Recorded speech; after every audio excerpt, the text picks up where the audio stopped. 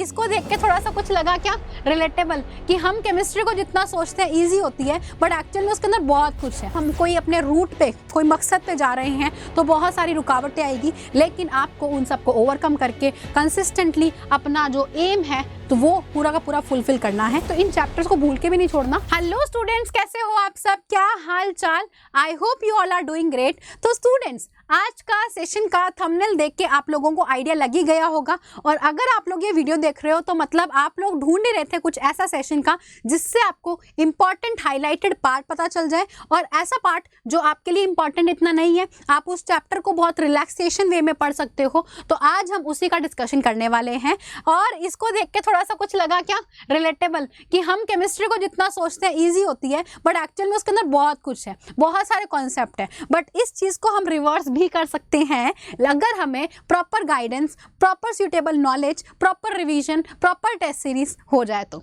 चलो स्टार्ट करते हैं आज का सेशन, लेकिन एक पॉजिटिव थॉट के साथ में।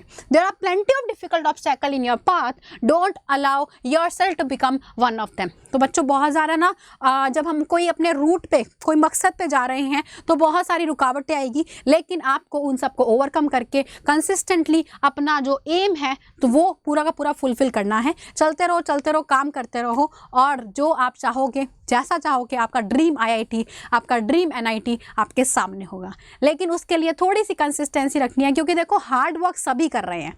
अभी के टाइम में इतना कंपटीशन बढ़ गया है तो सब लोग हार्ड वर्क कर रहे हैं, सब लोग मेहनत कर रहे हैं, लेकिन जो उस हार्ड वर्क के साथ स्मार्ट वर्क कर लेगा उसका जो ये सपना है ना वो पूरा साकार हो जाएगा। तो आपको वो स्मार्टनेस करनी है, आपको उस पार्ट में ज़्यादा फोकस करना है जो बहुत ज़्यादा वेटेज का भी है, लेकिन जो कम वेटेज का है, बहुत लेंदी है, उसको आप थोड़ा रिलैक्स कर सकते हो। तो आज आप लोगों के लिए मैं यही चीज़ लेके आई हूँ। चैप्टर वाइज और PYQs देख के उसके आप थोड़ा सा हम ना एक पिक्चराइज करेंगे कि कौन कौन सा पार्ट हमारे लिए इंपॉर्टेंट है, जिस पे हमें फोकस करना ही करना है, और कौन सा ऐसा पार्ट है जिस पे हमें थोड़ा लेस फोकस करना है।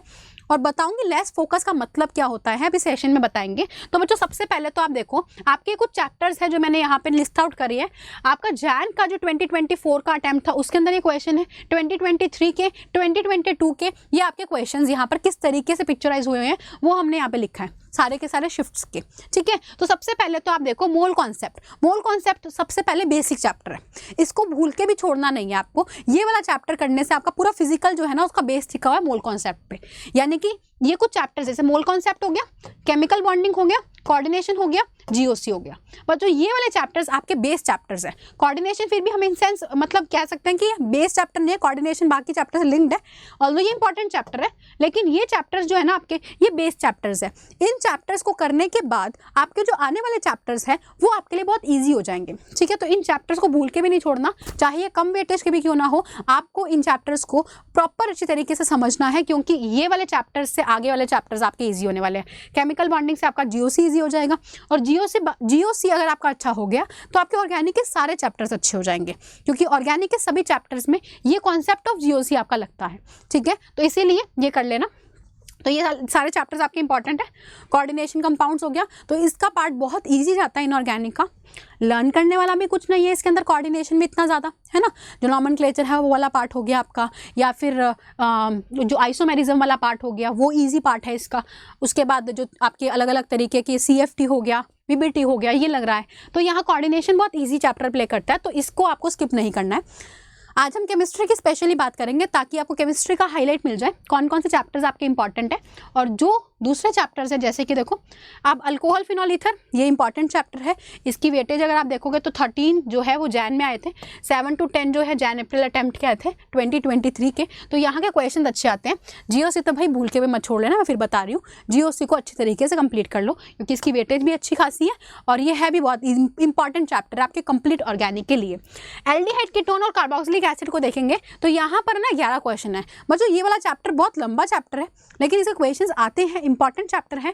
लेकिन अगर आप थोड़ा सा इसको रिलैक्स करके, मतलब रिलैक्सेशन का मतलब क्या है ये समझो, आपको अपने चैप्टर्स को ऊपर ऊपर से पढ़ लिया, उसके बाद प्रैक्टिस में ज़्यादा टाइम लगाओ, थ्योरी में ज़्यादा टाइम मत लगाओ, प्रैक्टिस में ज़्यादा टाइम लगाओ, ताकि आपका वो पोर्शन जो है ना वो एक आइडिया मिल जाए आपको कि कैसे टाइप के आने वाले हैं। जो ये हाईलाइट किए हैं जैसे अमाइंस हो गया, अमाइंस का ज़्यादा वेटेज नहीं रहता है और इसके अंदर ज़्यादा बड़ा चैप्टर भी नहीं, छोटा चैप्टर है, तो आप चाहो तो अमाइंस को थोड़ा रिलैक्स कर सकते हो अपने सिलेबस के प्रिपरेशन की जर्नी के दौरान।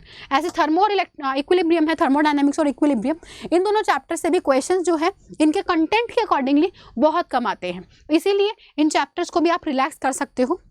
अगर आपका लाइक पॉइंट रहता है कि आप 100% सिलेबस कोशिश करो, 100% सिलेबस करो, लेकिन जो चैप्टर्स आपके लाइक ये मैंने यहाँ पे हाईलाइट किए ना, इन चैप्टर्स को कोशिश करना कि आप अगर नहीं कर पा रहे हो तो एटलीस्ट रीड कर लो फटाफट से और इसे क्वेश्चन प्रैक्टिस पे चले जाओ। इस तरीके से आप इनको वाइंड अप कर सकते हो ताकि ज़्यादा मेहनत भी नहीं करनी पड़ रही और कॉन्सेप्ट जो है आपको पता चल जाए कैसे कैसे इंपॉर्टेंट क्वेश्चन हैं, डायरेक्ट क्वेश्चन वहाँ से अप्रोच हो जाएंगे। ऐसे पी ब्लॉक आ गया, तो ये हमारे कुछ चैप्टर्स हैं। उसके बाद में haloalkanes haloarenes, very important chapters. इसके अंदर से तो बहुत ज़्यादा कुछ रिएक्शंस ऐसी है जो फ्रीक्वेंट आती रहती है।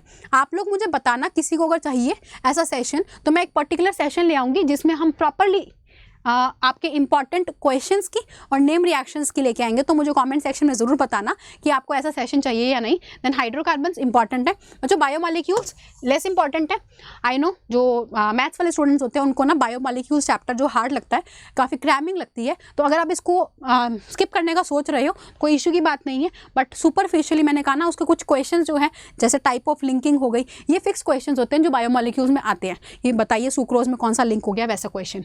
रिडॉक्स और इलेक्ट्रोकेमिस्ट्री बहुत इंपॉर्टेंट है, इसको स्किप करने का नहीं सोचना है आपको। केमिकल काइनेटिक्स, देखो केमिकल काइनेटिक्स छोटा चैप्टर है, छोटे चैप्टर के अकॉर्डिंगली इसकी वेटेज भी ठीक है, ठीक है, इसके नंबर ऑफ क्वेश्चंस जो है यहाँ पे वो ठीक है, तो इसीलिए केमिकल काइनेटिक्स में मत छोड़ना।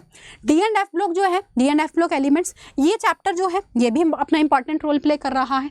पीओसी जो है, पीओसी के अंदर आप ध्यान रखना, पीओसी के अंदर ज़्यादा इतनी इंपॉर्टेंस नहीं है, इसके क्वेश्चंस भी कम आते हैं और साथ ही में इसके अंदर लर्निंग पोर्शन बहुत ज़्यादा है। तो अगर आप सोच रहे हो कुछ ऐसे चैप्टर जिसको स्किप कर दें ताकि हमें एक अच्छी परसेंटाइल हमें ग्रैस्प ऑन हो सके, तो आप इन बचे हुए चैप्टर्स को, जैसे स्ट्रक्चर ऑफ एटम हो गया, पीरियोडिक, बच्चों ये वाला चैप्टर तो छोड़ना मत, पीरियोडिक वाला, क्योंकि ये बेस चैप्टर है। इस चैप्टर के बेस से ही आपके बाकी इनऑर्गेनिक के चैप्टर जो है वो कंप्लीट होंगे, तो इसीलिए ये चैप्टर्स को ध्यान रखो, लिस्ट आउट करके रखो और टुगेदर ये वाले चैप्टर्स आपके लिए बहुत इंफॉर्मेटिव होने वाले हैं।